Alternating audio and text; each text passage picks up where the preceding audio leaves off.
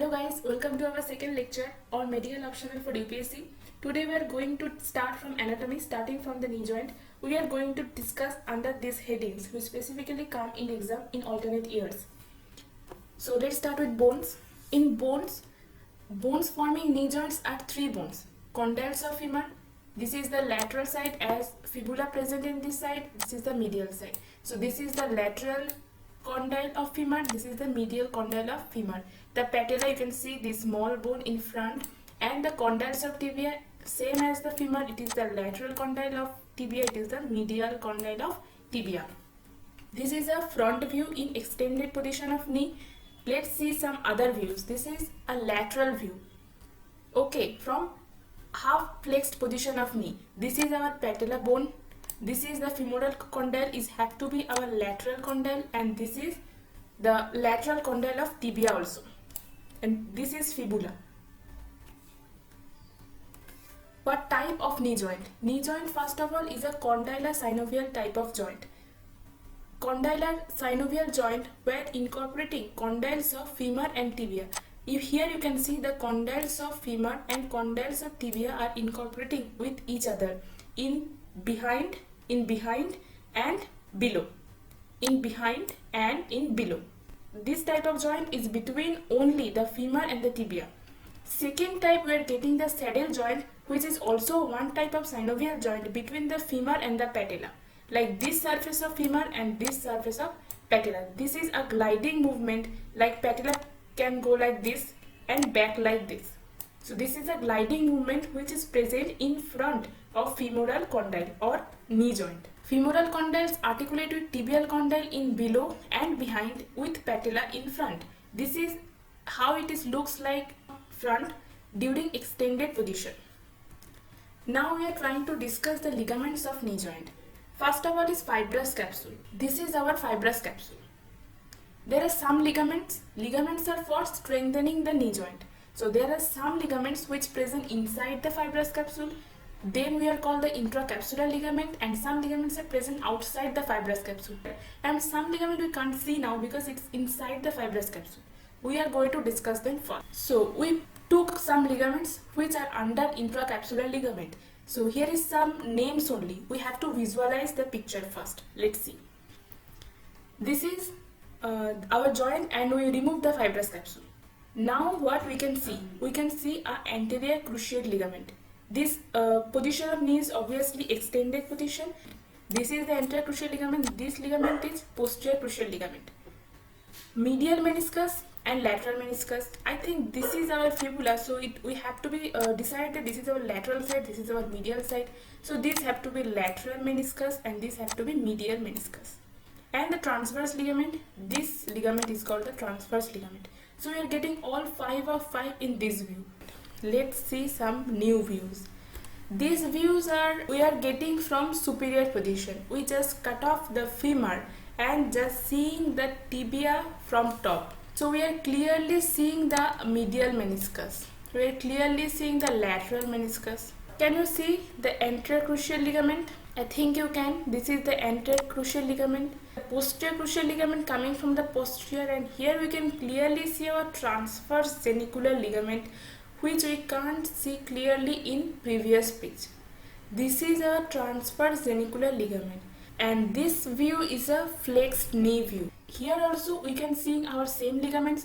This is our anterior cruciate ligament. This is our posterior cruciate ligament. Here is fibula, so this has to be our lateral, this have to be our medial. This is our lateral meniscus, this is our medial meniscus. This is this ligament. We can see this, right? This is our transverse genicular ligament. So we can trace all the ligaments from all aspects of knee. Let's go further. Extracapsular ligament. This is our whole capsule. Of course we remove the capsule, but we keep this ligamentum patella here. Now we are going to trace the extracapsular ligament here. As we are seeing the knee from the medial side, so these have to be our medial collateral ligament, and this is our lateral collateral ligament.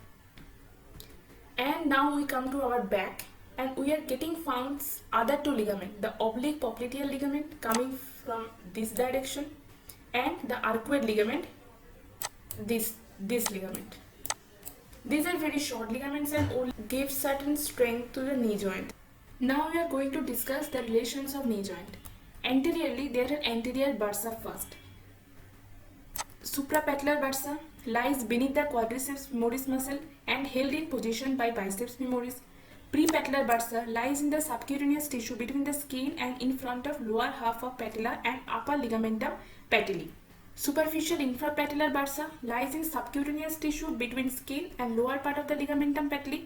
The deep infrapatellar bursa, which is this, between the ligamentum patelli and the tibia. We are getting it here. Without that, we are getting ligamentum patelli, obviously this big ligament, and patellar plexus of nerve, which is present like this.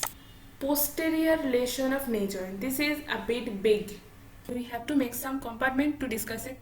First, in middle compartment, we are getting popliteal vessel and tibial nerve. Let's visualize it. See, this is the middle compartment, and here we are getting popliteal vessel, like popliteal artery and vein and tibial nerve. Okay, posterolaterally, this is our lateral and this is our medial. We are already in the posterior side, so this is our posterior lateral part. Here we are getting the lateral head of gastrocnemius, this, plantaris, this, and the common peroneal nerve, this nerve, this yellow one.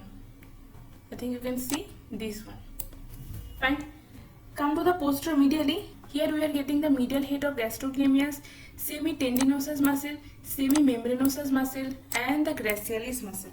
Popliteus, we can't see it here because it is a deep muscle. Let's move forward. In medially, we are going to discuss the muscles, both medially and laterally. But first, take a look on vein and nerve. Here is the great saphenous vein and here is the saphenous nerve. You can see this is the knee joint and they are present in medial aspect. Let's go for the muscles. See, this is our medial view, like we are seeing the knee joint from the medial side. Here we are getting the sartorius muscle, the gracilis, and the semitendinosus. These are the cut portions and these are the muscles.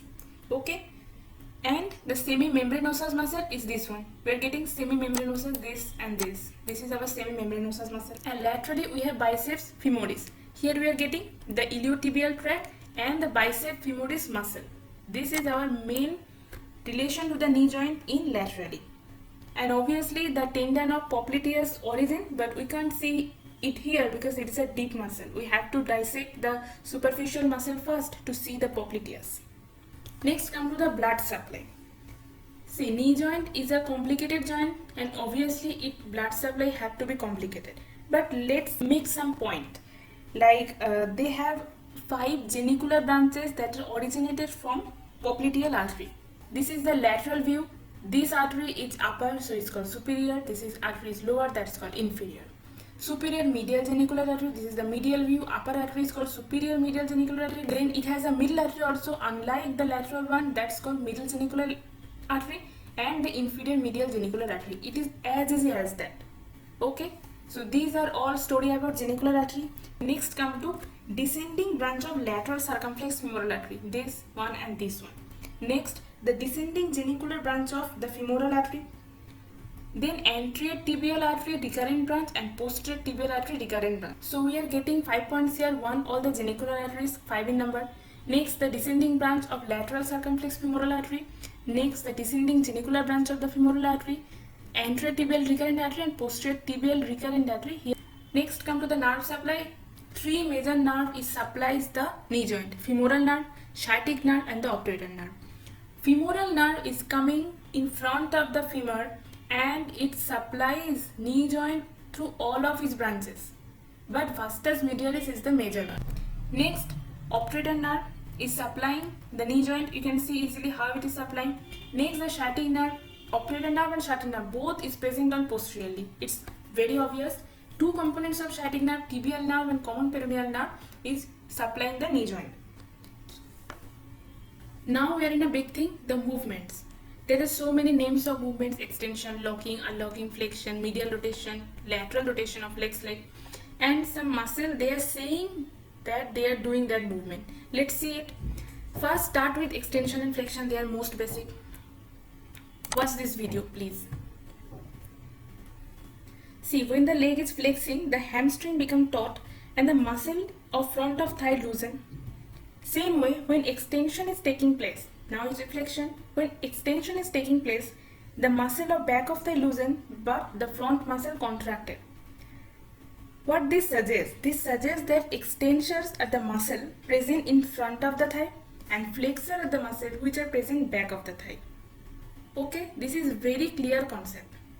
In case of knee joint, the flexors present back of the thigh like their hamstring muscle and the extension present in front of the thigh. So let's see, are we right or wrong? So extension should be the front of thigh muscle like quadriceps femoris, the four muscle, four vasti and one rectus femoris. And in flexion, the back of the thigh, we are getting the hamstring muscle here. So we are right. So let's talk about the locking and unlocking. Locking occurs during full extension.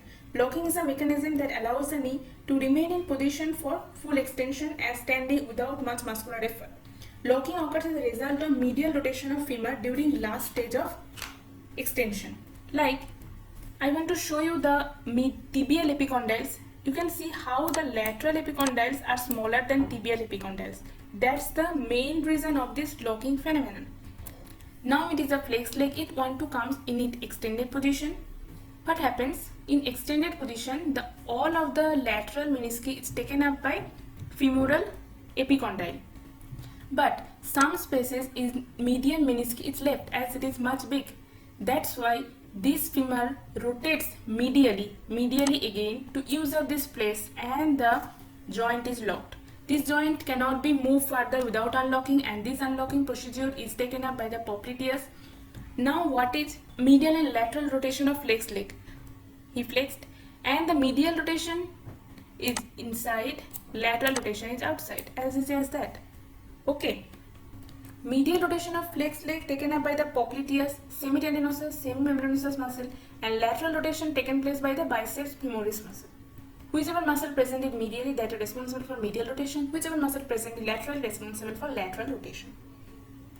Let's discuss some clinical points like osteoarthritis. Osteoarthritis is mainly age-related problem and here some articular cartilages become degenerated. Okay?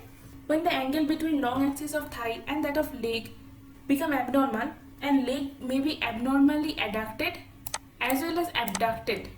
When it is adducted means go outward. We are calling it genu varum. And when it is abducted, like coming inside, see it's going outside. So this is genu varum and this is coming inside. So this is genu valgum. Next, the injury to cruciate ligaments, menisci and collateral ligaments. We all well known that how these ligaments are protecting our knee joint. So if they become injured, obviously there is a high chance of getting dislocation of knee joint, malignancy of patella. Semimembranosus bursitis is also quite common disorder. Baker's cyst is a central swelling mainly due to osteoarthritis of knee joint. I think we cover all the important points regarding knee joint. Go through books and if any problem let me know in the comment. Thank you. Let's see you in the next class.